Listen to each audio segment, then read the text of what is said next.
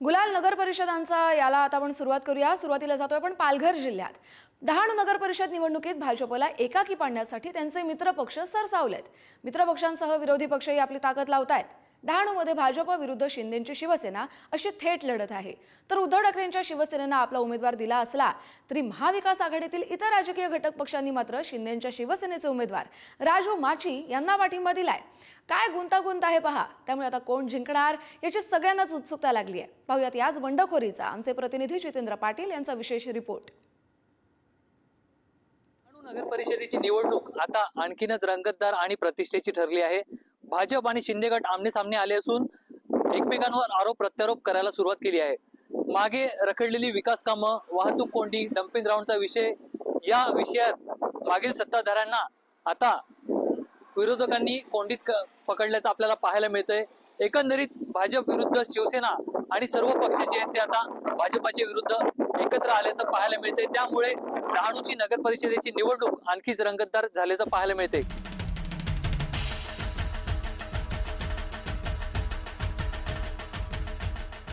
आपल्यासोबत भाजपचे जिल्हाध्यक्ष भरतभाई राजपूत आहेत। दादा, कुठल्या मुद्दे घेऊन आपण ही निवडणूक लढवणार आहात? सर्वात प्रथम मुद्दा आमच्या विकासाचाच आहे। मोदीजी जेव्हा 2014 पासून आले तर त्यांनी एक नारा दिला, सबका साथ सबका विकास। त्याच्यावरच आम्ही हे लढतोय। आणि डहाणूमध्ये माझ्या जेव्हा मी नगरसेवक झालो त्याच्यानंतर तुम्ही काम बघितलं असेल, पाणी योजना बघितलं असेल, रोड, गटर, लाईट, त्याच्यानंतर डहाणू फेस्टिवल, आणि हे सर्व करताना आरोग्य डिपार्टमेंट आम्ही स्ट्रॉंग केलं। त्याच्यानंतर आपलं पाणी पुरवठ्याचं डिपार्टमेंट स्ट्रॉंग केलं। आज आम्ही डहाणूमध्ये तुम्ही बघितलं असेल, साफसफाईच्या माध्यम असेल, घन कचऱ्याच्या माध्यम असेल, त्याच्यानंतर आपलं पहिले आम्ही घन कचरा सायकलवर उचलायचो। जेव्हा 2017 निवडून आम्ही गाडी घेतली सर्व मॅजिक म्हणून, असे भरपूर काही योजना आम्ही केल्या आहेत लोकांसाठी। शिंदे साहेब आगे बढ़ो, हम तुम्हारे साथ हैं। राजू भाई आगे बढ़ो, हम तुम्हारे साथ हैं। आपल्यासोबत शिंदे गटाचे राजू माची आहेत। दादा, कुठले मुद्दे घेऊन तुम्ही या इलेक्शन मध्ये उतरणार आहात?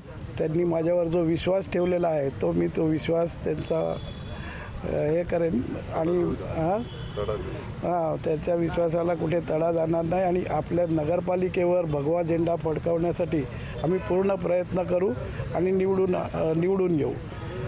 नक्कीच कुठले मुद्दे तुम्ही या निवडणुकीच्या दरम्यान मतदारांसमोर घेऊन जाणार आहात? आम्ही मुद्दे म्हणजे आमच्या नगरपालिकेची साफसफाई, पाणीचं जे लोकांना रोजचे मूलभूत ज्या सोयी आहेत त्या त्यांना मिळाल्या पाहिजेत। बाकी काही नवीन मोठे काही प्रश्न असतील ते आम्ही सोडवण्याचा प्रयत्न करू। तेव्हा भारतीय जनता पार्टी पक्षाने म्हणजे जे उमेदवार होते त्यांनी मोठी मोठी घोषणा केली होती।